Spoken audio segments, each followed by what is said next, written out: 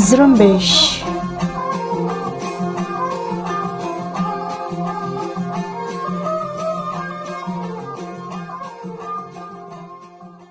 یہ ریڈیو زرمبش اردو کی آواز ہے۔ آج جمعے کا دن 20 اگست اور سال 2021 ہے۔ ریڈیو زرمبش کے آج کی نیوز بلیٹن کے ساتھ میں ہوں آپ کا میزبان دوستین مراد بلوچ۔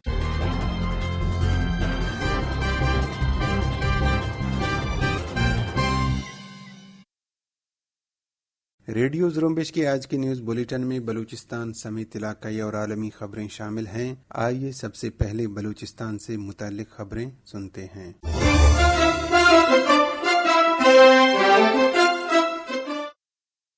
ہرنائی میں مسلح افراد نے قابض پاکستانی فورس فرنٹیئر کور کے ایک چیک پوسٹ پر حملہ کیا ہے۔ دی بلوچستان پوسٹ کے مطابق مسلح افراد نے زردالو کے مقام پر قابض فورسز کی چیک پوسٹ کو راکٹوں اور دیگر ہتھیاروں سے نشانہ بنایا اور فرار ہو گئے۔ دوسری طرف بولان میں بلوچ سرمچاروں اور مسلح افراد میں جھڑپ ہوئی ہے۔ ٹی بی پی کے مطابق جھڑپ خون گٹ کے مقام پر ہوا، جہاں دونوں اطراف سے کسی قسم کی جانی نقصانات کی اطلاع نہیں ملی ہے۔ بلوچ لبریشن آرمی کے ترجمان جی این بلوچ نے بولان اور ہرنائی حملوں کی ذمہ داری قبول کر کے کہا ہے کہ بدھ کے روز بولان کے علاقے خون گٹ میں قابض پاکستانی فوج اور سادہ کپڑوں میں ملبوس اس کے اہلکاروں کے ساتھ بلوچ سرمچاروں کی جھڑپ ہوئی، جس میں دشمن فوج اور ان کے مقامی اہلکاروں کو نقصان اٹھانا پڑا۔ ان کا مزید کہنا تھا کہ دوسرے حملے میں بلوچ لبریشن آرمی کے سرمچاروں نے ہرنائی میں زرد آلو کے مقام پر قابض فوج کے ایک چیک پوسٹ کو راکٹوں اور دیگر ہتھیاروں سے نشانہ بنایا، جس میں دشمن فوج کو جانی اور مالی نقصان کا سامنا کرنا پڑا۔ بلوچ نیشنل موومنٹ کے مرکزی ترجمان نے کہا ہے کہ بلوچستان میں قابض پاکستانی فوج کے ہاتھوں انسانی حقوق کی بدترین پامالیاں نہ صرف جاری ہیں بلکہ اس میں وقت گزرنے کے ساتھ اضافہ کر رہا ہے۔ بی این ایم ترجمان کے مطابق 8 سالوں سے جبری طور پر لاپتہ جمیل احمد بلوچ کے جوان سال بیٹے نجیب بلوچ کو 11 اگست کے دن قابض پاکستانی فوج نے حراست میں لے کر لاپتہ کر دیا ہے، جب وہ چھٹیاں گزارنے کے بعد دبئی جانے کے لیے آواران سے کراچی جا رہا تھا۔ بی این ایم ترجمان نے مزید کہا ہے کہ قابض پاکستان بلوچ قوم کو اجتماعی سزاؤں کی بربریت پر مبنی پالیسیوں کا نشانہ بنا رہی ہے تاکہ بلوچ اس کی بربریت کے سامنے جھک جائیں۔ انہوں نے کہا کہ نجیب بلوچ کا گناہ محض ایک بلوچ اور ایک جوہدکار کا بھائی ہونا ہے۔ بی این ایم ترجمان کے مطابق قابض پاکستان عرصہ دراز سے جوہدکاروں کے رشتہ داروں کو اس بنیاد پر نشانہ بنا رہا ہے تاکہ وہ قومی جدوجہد سے تائب ہو کر ریاست کے سامنے سرنڈر کریں۔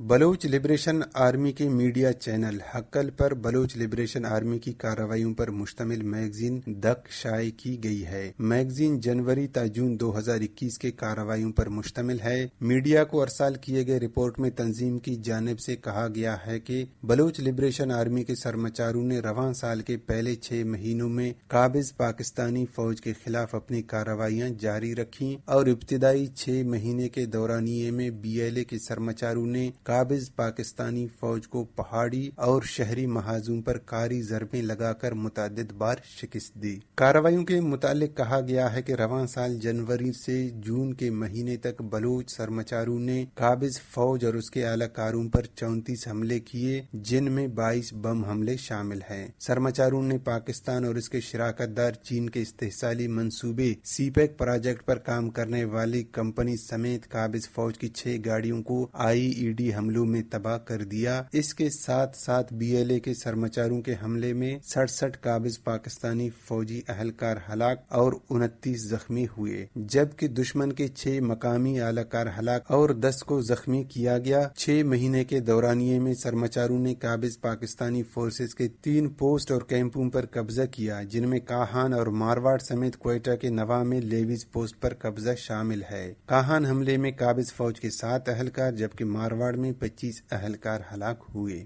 رپورٹ میں بی ایل اے کے شہید ہونے والے سرماچاروں کے متعلق بتایا گیا ہے کہ مئی کے مہینے میں بلوچ لبریشن آرمی کے 5 ارکان شہید ہوئے، جن میں بی ایل اے کے اعلیٰ کمانڈر میر عبدالنبی بدوزئی بنگلزئی عرف چونکا میر نے 27 مئی کو دشمن کے حملے میں شہادت پائی، جبکہ 31 مئی کو پنجگور کے علاقے کیل کور میں قابض فوج کے ہاتھوں ایک جھڑپ میں شہید حافظ حمید بلوچ شہید ہوئے، اور اسی دن مارواڑ کیمپ پر قبضے کے آپریشن کے دوران B L A Fateh squad کے 3 ساتھیوں آفتاب جتک عرف وشین، شاویز زہری عرف سارنگ اور ہنگل مری عرف لیلا نے شہادت پائی۔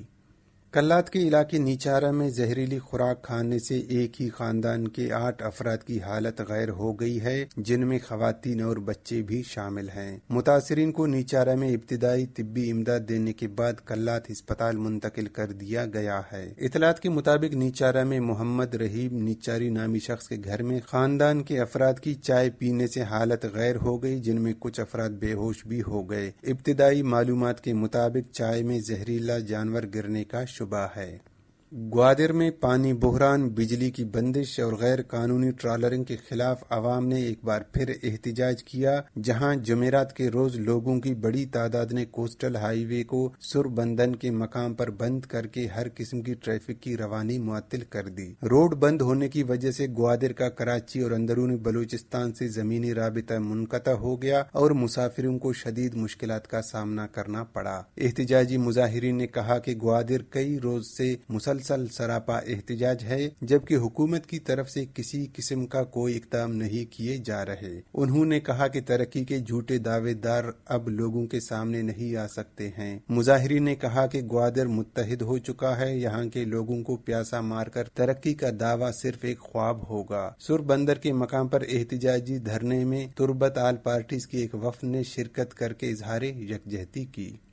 محکمہ فشریز بلوچستان نے کہا ہے کہ گوادر میں 2 مختلف کارروائیوں میں غیر قانونی ٹرالنگ میں مصروف سندھ کے 2 ٹرالر دھر لیے گئے ہیں، جن کے عملے کو گرفتار کر کے ٹرالروں کو مچھلیاں سمیت ضبط کی گئی ہیں۔ محکمہ فشریز کے مطابق ان کی پیٹرولنگ ٹیم نے گوادر کے مغربی ساحل پدی زر ایریا میں 12 ناٹیکل میل کے اندر ایک ٹرالر کو غیر قانونی طور پر مچھلیوں کے شکار میں مصروف پایا، جس پر فشریز پیٹرولنگ ٹیم نے مذکورہ ٹرالر کا تعاقب کیا اور سخت جدوجہد کے بعد سندھ کے ٹرالر جس کا نام سبحان اللہ تھا کو عملہ سمیت گرفتار کیا۔ ذرائع کے مطابق کارروائی میں پکڑی گئی مچھلیوں کی نیلامی محرم الحرام کی چھٹیوں کے بعد کی جائے گی۔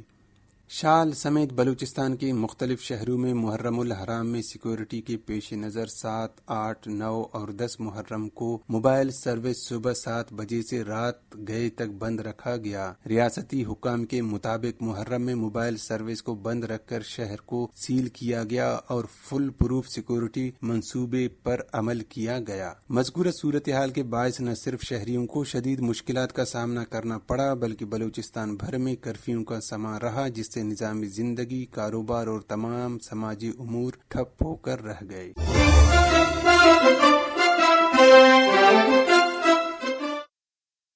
یہ تھیں بلوچستان سے متعلق خبریں۔ اب علاقائی اور عالمی خبریں پیش کریں گے خلیل بلوچ۔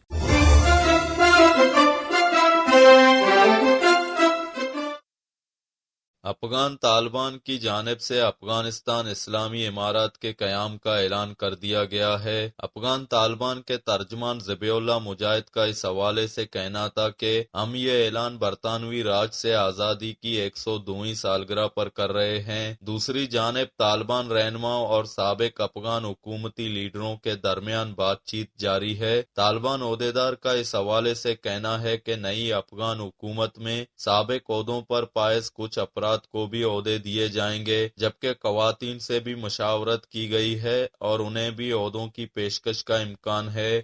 متحدہ عرب امارات نے کہا ہے کہ اس نے افغان صدر اشرف غنی کو انسانی بنیادوں پر اپنے ملک میں داخلے کی اجازت دی ہے۔ بدھ کو اماراتی وزارت خارجہ کے جاری کردہ ایک مختصر بیان کے مطابق اشرف غنی کے ساتھ ان کے اہل خانہ بھی موجود ہیں۔ دوسری طرف اشرف غنی نے اپنے ساتھ کروڑوں ڈالر لے جانے کے روسی الزام کی تردید کی ہے اور کہا ہے کہ انہیں صدارتی محل چھوڑتے وقت اپنا ذاتی سامان یہاں تک کہ اپنی چپل اتار کر جوتے پہننے کا وقت بھی نہیں ملا۔ انہوں نے دعویٰ کیا کہ محل چھوڑنے کے بعد طالبان صدارتی محل میں داخل ہو گئے تھے اور ان کو ڈھونڈ رہے تھے۔ اشرف غنی نے کہا ہے کہ انہوں نے ملک اس لیے چھوڑا تاکہ کابل میں خون ریزی نہ ہو۔ امریکہ نے طالبان کو افغانستان کے مالی وسائل تک رسائی نہ دینے کا فیصلہ کیا ہے۔ بدھ کو افغانستان کے مرکزی بینک کے سربراہ اجمل احمدی نے ٹویٹر پر کہا کہ افغانستان کے مرکزی بینک کے پاس 9 ارب ڈالر کا زر مبادلہ ہے، جس کا زیادہ تر حصہ بیرون ملک اکاؤنٹس میں ہے۔ دوسری طرف امریکی حکومت کے ایک اہلکار نے خبر رساں ادارے AFP کو بتایا ہے کہ افغان مرکزی بینک کے جو بھی اثاثے امریکہ میں ہیں وہ طالبان کو نہیں دیے جائیں گے۔ افغانستان کے شہر جلال آباد میں طالبان کی جانب سے افغانستان کے جھنڈے اتارنے کے خلاف شہریوں نے احتجاجی مظاہرہ کیا، جس کے دوران ہونے والی جھڑپ میں 3 افراد مارے گئے جبکہ 26 زخمی ہیں۔ عالمی خبر رساں اداروں کے مطابق طالبان نے افغانستان کا کنٹرول سنبھالنے کے بعد سرکاری عمارتوں سمیت اہم مقامات پر سے افغانستان کا قومی جھنڈا اتار کر امارات اسلامی کا سفید پرچم لہرا دیا، اور جلال آباد میں بھی طالبان قومی جھنڈا اتار کر اپنا پرچم لگا رہے تھے، جس پر شہریوں نے شدید احتجاج کیا۔ طالبان اور مظاہرین کے درمیان تلخ کلامی کے بعد جھگڑا ہو گیا اور اس دوران طالبان کی فائرنگ سے 3 شہری ہلاک اور 26 زخمی ہو گئے۔ بندوبست پاکستان خیبر پختونخوا کے علاقے جنوبی وزیرستان میں مسلح افراد کی جانب سے پاکستانی فوج کی چوکی پر فائرنگ کے نتیجے میں نائب صوبیدار اور ایک مسلح شخص ہلاک ہوا ہے۔ پاکستانی فوج کے شعبہ تعلقات عامہ ISPR کی جانب سے جاری ایک بیان میں کہا گیا ہے کہ جنوبی وزیرستان میں مسلح افراد نے فوجی چوکی پر فائرنگ کی۔ فائرنگ کا واقعہ 17 اور 18 اگست کی درمیانی شب پیش آیا۔ ISPR کا کہنا تھا کہ شدید فائرنگ کے تبادلے میں ایک مسلح شخص اور ایک نائب صوبیدار ہلاک ہوا۔ افریقی ملک نائجر میں بندوق برداروں کے حملے میں 37 افراد ہلاک ہو گئے ہیں۔ نائجر میں سرکاری حکام نے بتایا ہے کہ مالی سے ملک نائجر کی سرحد کے قریب ہونے والے اس تازہ ترین حملے میں 14 بچوں سمیت 37 افراد ہلاک ہو گئے۔ حکام کے مطابق نامعلوم بندوق برداروں نے پیر کے روز مالی سے ملک نائجر سرحد کے قریب ٹیلا بیری خطے کے بانی بانگو گاؤں میں اندھا دھند فائرنگ کر دی۔ ایک مقامی عہدیدار نے خبر رساں ایجنسی AFP کو بتایا ہے کہ حملہ آور موٹر سائیکلوں پر آئے تھے جو ڈیرے ڈائی گاؤں میں داخل ہوئے۔ اس وقت بہت سے لوگ کھیتوں میں کام کر رہے تھے۔ ایک مقامی صحافی نے بھی AFP کو بتایا ہے کہ حملہ آوروں نے لوگوں کو کھیتوں میں ہی گھیر لیا اور ان پر فائرنگ کی۔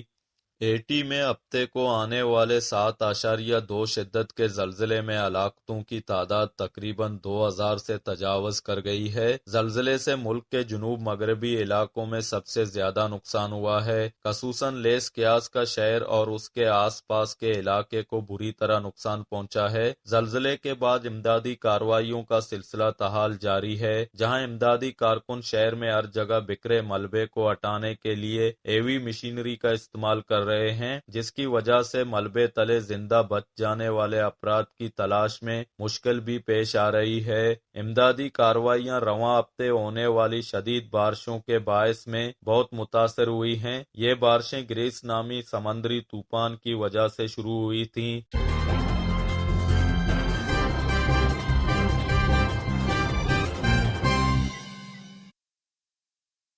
اسی کے ساتھ ہی آج کے نیوز بلیٹن کا اختتام ہوتا ہے۔ دوستین مراد بلوچ کو اجازت دیجیے اور مزید خبروں کے لیے وزٹ کرتے رہیے ہماری ویب سائٹ زرمبش.com کو۔